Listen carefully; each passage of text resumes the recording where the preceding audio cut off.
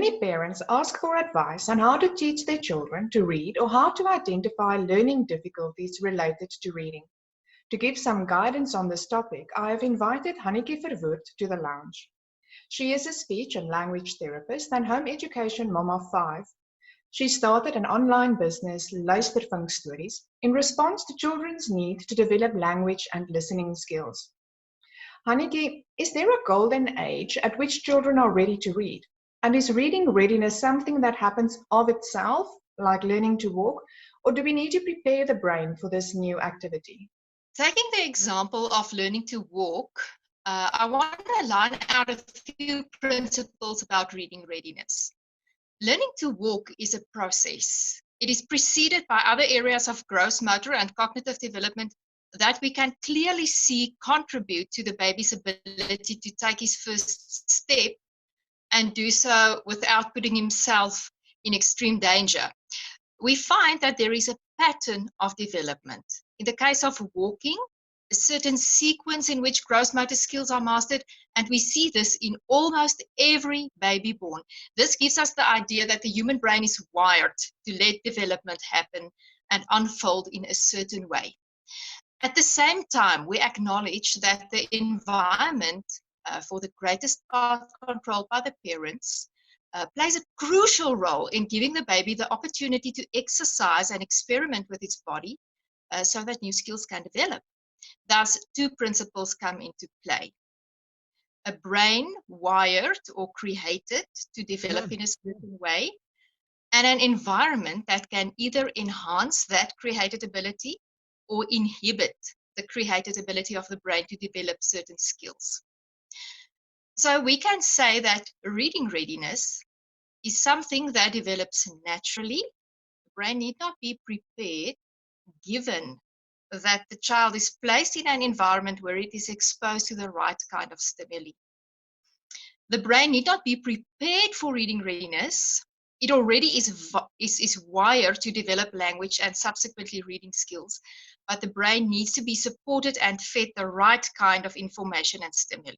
Going back to the example of walking, we find that most children take their first steps around their first birthday, some a little earlier and some a little while later.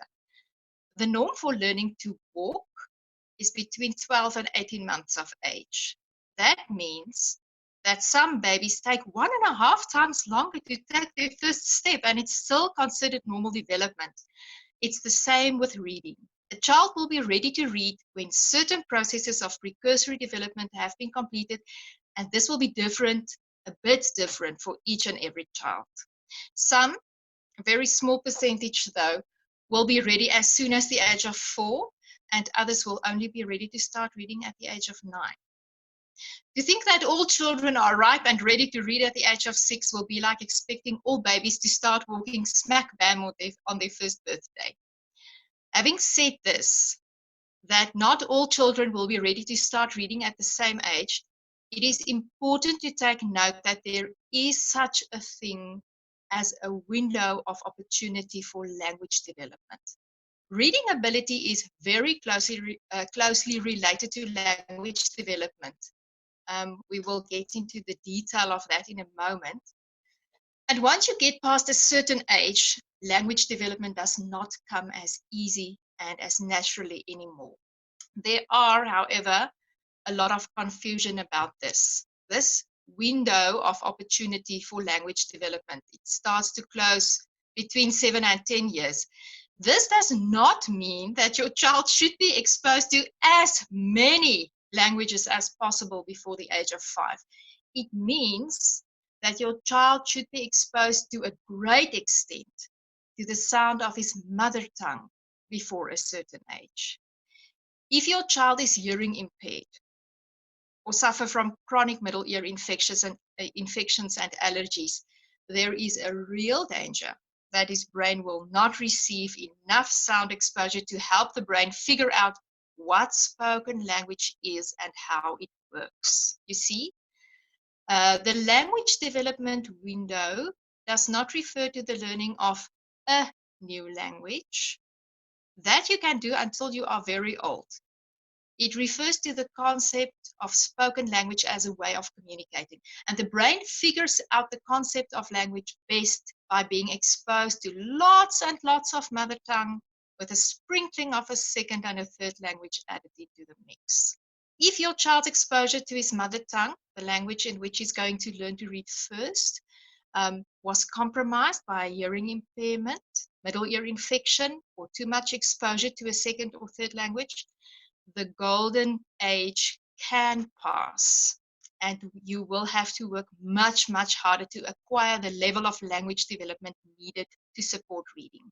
In bilingual families, children get the opportunity to develop two languages as first languages. Wow. So if the mom always speaks Afrikaans and the dad always speaks English, then the child has the opportunity to develop two first languages. It's not the same with, we call that simultaneous bilingualism. And then you also get a sequential bilingualism, which is usually what happens when a child from an Afrikaans family learn to speak Afrikaans, and then later on you add on another language and you learn to speak English, and later on you learn to speak French, etc., etc. That is sequential bilingualism. With simultaneous bilingualism, the child develops two first languages, so he's exposed from the very beginning to two languages, but the rule there is that the parent should divide the languages between the two of them. One language should be associated with one parent. So one always speak English, one always speak Afrikaans. Yeah. What are the building blocks for reading? And now I'm going to answer this in a very foundational way. So I'm not going to focus on specific skills here. I'm going to talk about really what forms the foundation for reading. So it's going to be a bit theoretic, but bear with me. I think we will get good answers. So reading readiness is not an all or nothing phenomenon. It's more of a continuum of development. From the moment your child is born, he starts to accumulate skills and knowledge that is going to help him get ready to read and to start read. We call this emergent literacy or pre-literacy skills. Why do I say that he starts getting ready to learn the moment he's born? You see, the baby is born into a world of print. We live in an environment where we are surrounded by print. From the billboards next to the highway to magazines, our phones and computers, books, language in its written form makes up a big part of our lives. We usually do not have to draw our baby's or child's attention to this. It's inescapable. Your child will take notice of written language from a very early stage.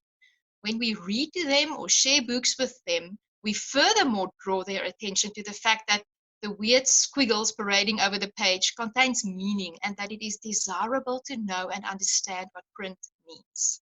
All this takes place on a totally subconscious level for the child, but nevertheless plays a significant role in reading readiness. So the first building block for reading is print awareness. Secondly, the baby is born into a world of sound, specifically the world of the spoken word. Babies actually start hearing before they are born at 20 weeks gestation, which means that when they are born, they already are familiar with the sense of hearing. Maybe you'll think that I'm getting sidetracked here. Aren't we talking about the building blocks for reading readiness and reading? The first building block I mentioned was print awareness. The second and most important building block in reading acquisition is language. Let's take a minute to really explore this concept, the idea that language skills are the biggest contributor to reading readiness and reading skills. A lot of research backs this claim that I'm making, but let's take a good logical look at the process of language development, and you will see that you don't even need to read research papers to get this. It's good and plain old common sense. Being surrounded by people speaking language in their presence, babies take their first step towards achieving the first of the language arts, which is speech. The interesting fact here is that speech is developed first and foremost through the sense of hearing. Without hearing, no speech would develop. A baby hears his family speaking a certain language around him, and at the same time, he is experimenting with his own speech organs by babbling. During the first year of the baby's life, the baby babbles and listens, and his brain compares the sound that he himself is producing with the sound of the spoken language around him. Gradually, the baby, or rather his brain, trims off all inappropriate sounds from his babbling patterns, and meaningful words start appearing. By the age of 3, most toddlers are able to have conversations using short sentences of 3 or 4 words. This means that the brain, again, from being surrounded by the sound of a specific language, and by analyzing patterns, the patterns inherent in language, figured out the correct way to formulate a sentence. The next step in this process of language acquisition is that the child starts realizing that spoken language can be separated into smaller units. And now the connection to the actual process of learning to read becomes much clearer. Of course, we all know that once you can read, it helps a lot to have a well-developed vocabulary and a good grasp on grammar and syntax so that you can understand what you are reading. But the idea that language development actually plays the biggest role in learning to read may be a novel idea to a lot of people. Isn't reading mainly a visual process? So let's get back to language can be separated into smaller units. Most adults don't realize this, but young children developing language initially don't experience language this way as different words making up sentences and different sounds making up words. At first, they hear everything as a whole. And again, the role the brain plays is the big key of the puzzle, the big key to the puzzle. The brain is fed information about the world around us through all our senses. Information about language is passed into the brain via the sense of hearing. Already we noted that without adults explicitly teaching babies and toddlers how to formulate sentences, they start to use sentences during conversations that follow the basic rules of grammar of the spoken mother tongue. What does this tell us? It tells us that from the very beginning, the brain is not only receiving information from the senses, but is also processing it. The human brain is a very effective information processor. Its hunger for information is never ending. It analyzes everything that it is fed, and it loves discovering patterns. And so, through this auditory processing capacity, it finally finds, after a few years of listening and analyzing and processing, that spoken language can be separated into sounds and words and sentences. We call this metalinguistic skills and phonological awareness. Without proper phonological awareness, reading success is in the balance. Being able to recognize a letter and remembering what it stands for is good, but it's not enough. You also have to be able to blend sounds together to form a word. Otherwise, you will only be able to read words that you visually memorized. And this sound blending process is part of auditory processing and phonological awareness that develops in the process of language acquisition. In Iceland, a longitudinal study is being conducted. It has been running for between 15 and 20 years now. They tested a bunch of preschoolers on a lot of different pre-literacy skills, the skills that children acquire before learning to read, that will enable them to learn to read. And this is what they found. A child's level of phonological awareness was the single most reliable measure by which could be determined if he would be successful in reading acquisition. Children who did not perform well on tasks requiring phonological awareness struggle to learn to read and continue to lag behind their peers up into the high school years and beyond. So let's summarize. Building blocks for reading consists of the following. It's not very complex. First and foremost, language skill. Vocabulary development, subconscious knowledge of grammar and syntax. And we know this is present if children can formulate grammatically correct sentences. And then the most important one, phonological awareness. Also, visual skills. In the same way the brain processes auditory information, visual information gets processed and analyzed to learn to make sense of the visual environment. This is called visual perception, and it also contributes to reading. Visual memory, for instance, helps us to remember what letters look like, and while fluent eye movement and good eye muscle movement helps us to focus our visual attention on the correct information. And then, of course, also the sense of vision. Normal eyesight is important for reading, and normal hearing is needed for the development of language. I think you've touched on it, but what role does speech play in learning to read? That's a good question. Correct articulation of speech sounds are not a precursor to reading. So for the child who mispronounces this or cannot say the r, that doesn't mean that he's going to have trouble to learn to read. Some confusion may arise, say the child uses a w to say the r or a l to say the r, then he's going to get confused a bit, but it wouldn't infringe on his ability to learn to read. But when children exhibit many sound replacements and reversals, such as using a k for it or excluding the first syllable of a word, I've got an Afrikaans example in my head now, like saying noster instead of renoster. If a 5 or 6-year-old or the child that you want to learn to read has a lot of sound replacements and reversals, it tells us something about how the auditory processing system in the brain is perceiving sound. Such speech problems go hand in hand with reading problems because it's a reflection of an immature auditory processing system with lacking phonological awareness. Okay, so what about a child who does not use speech to communicate but sign language? It might be that the child is hearing impaired or that the child has very severe CP. Such a child will learn to read primarily through sight words, and depending on what other cognitive abilities are present, this might or might not be successful. What we do find is that hearing impaired children that do not use speech to communicate do not develop reading very well. There is a very definite connection between being able to speak and being able to read. Now, does reading and writing go hand in hand? It depends on what you mean by writing. If you mean learning how to form letters on paper, I would say that is more of a visual motor skill, requiring lots of good visual perception and fine motor skills.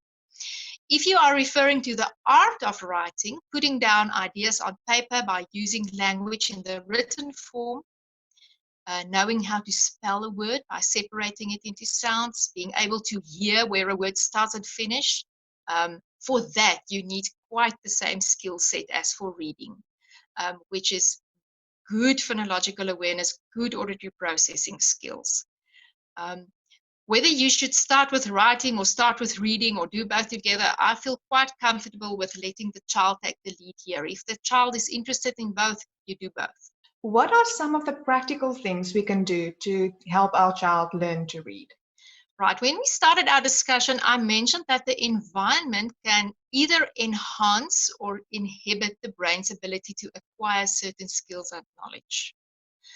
I'm not an occupational therapist, so I'm not going to give advice about your child's visual perception development. I know that it is good to have your child build puzzles, and I'm sure that too much screen time and time spent on handheld devices can also damage your child's visual perceptual development. So I'm going to focus on the language development side of this. Talking about screens, I think it is very important to never use a smartphone or tablet to amuse a baby or a toddler. It turns their attention away from real life. And you want them to take note of all the print around them, remember? No, seriously. We know so little about the impact of screens on the developing brain. But as research accumulated, does not paint a pretty picture. For the sake of your baby and toddler's sensory perception, and that will affect his perception of everything he hears and sees, keep screens well away from young ones. I'm not banning screens forever. There is a time and a place for everything. Once your child's a little older, there are wonderful programs and websites available to help them develop and grow smarter. So that is the first thing. If you want to help your child to start his path, to really start to read, start right. Limit screen exposure in the first years.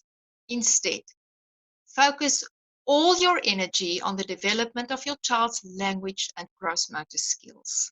For the first years of your child's life, the first 4, 5 to 6 years, you need to forget about programs and curriculums and worksheets. Just get back to earth and use common sense, like lots and lots of book reading. Read to your child every day. Make books part of your baby's life from the start. By the time you want to start formal reading instruction, your little one should be able to listen to long stories with little or no pictures. Reading aloud to children boosts the language art of listening and develops vocabulary and knowledge of grammar and syntax. It also fosters the development of attention and concentration. Many children today struggle with reading because their brains are not accustomed to intensely concentrating. The kind of lifestyle we offer when we allow our children lots of screen entertainment dull their brains down, and you end up with a brain that should have been able to do gymnastics only being able to vegetate on the couch. I hope my metaphor does not sting too much, but I cannot emphasize this enough. Secondly, sing songs and recite nursery rhymes. Children enjoy this from a very young age. Your child should know lots and lots of songs and nursery rhymes just from listening to you singing it to him. If he does not know loads of these by the time you want to start teaching him to read, you should pause the whole process and focus a lot of attention on this. Nursery rhymes and children's songs are a crucial part of developing phonological awareness. Another language-related activity to include in your child's life is to make scrapbooks from a very young age. You can scrapbook on a category basis, helping your child sort and organize into categories all the different concepts and words. Is a very important language function. And you can also make scrapbooks based on first sound or vowel sound to enhance phonological awareness. Conversation is another big part of the development necessary for reading acquisition. Keep your children under your feet. Have them help putting the washing on the washing line. Have them help sort and fold the washing. Have them help with daily chores. A lot of conversation and following instructions make part of activities like this. Keep them rooted in real life.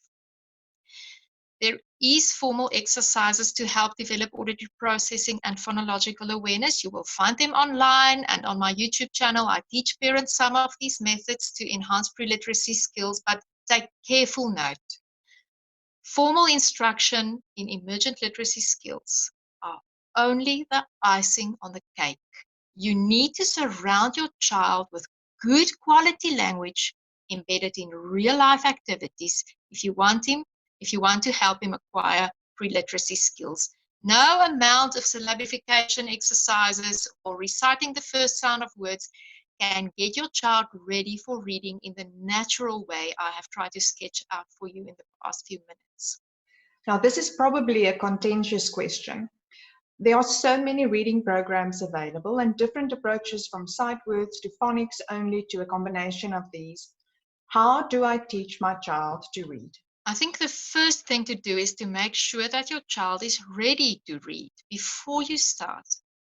I found that books by Ruth Beechick helps parents a lot to think right about teaching reading.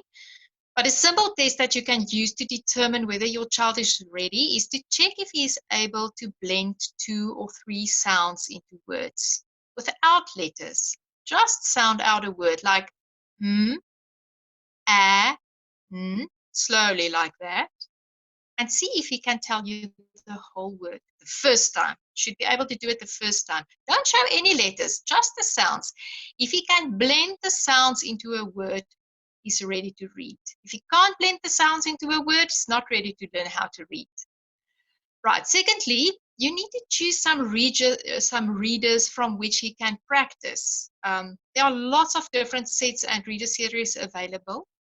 When you consider buying a series of readers, remember that a great storyline is not the most important thing.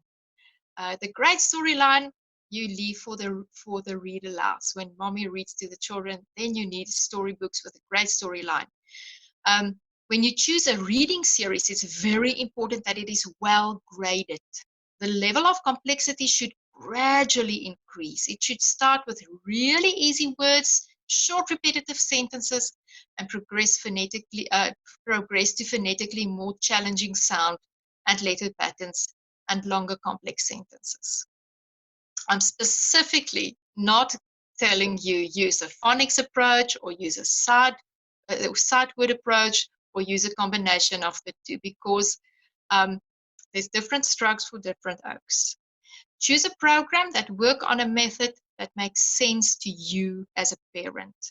Some of us like lots of structure, while others only want broad guidelines to follow. Choose something that fits the way you think and work. Hannekie, when should a parent be concerned about their child's reading progress? Often when a parent of a homeschool child worries about progress in reading, other homeschool parents would urge that parent not to be anxious and to give the child time and space to mature and try teaching reading again at a later stage. Most of the time, I fully agree with this kind of advice, especially if you keep in mind that children get ready to read at different ages. I do feel, however, that this kind of statement must be qualified.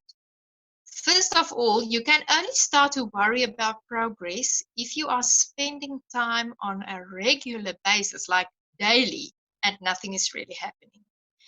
Neurological maturation may be the problem, but if you have not been spending time in the right way, if your lifestyle is inhibiting the natural processes that need to take place in the brain, then no amount of waiting is going to get the child ready to read.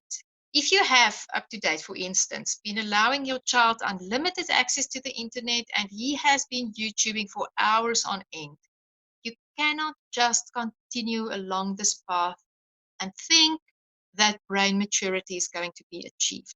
You need to take a good and hard look into the way you are living and make sure that you are not inhibiting natural development in any way. If you are sure that all the different aspects of development are covered and being stimulated in your current way of life, you can gladly continue.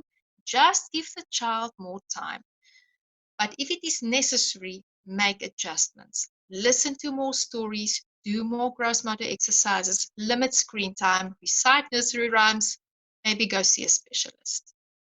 A good speech language therapist or occupational therapist can make a huge difference in the reading problem, if the reading problem is due to underlying issues with visual perception or auditory processing.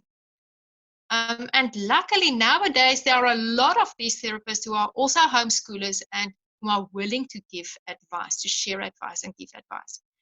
I must say, if you have a family history of dyslexia, it may be better to get advice early on.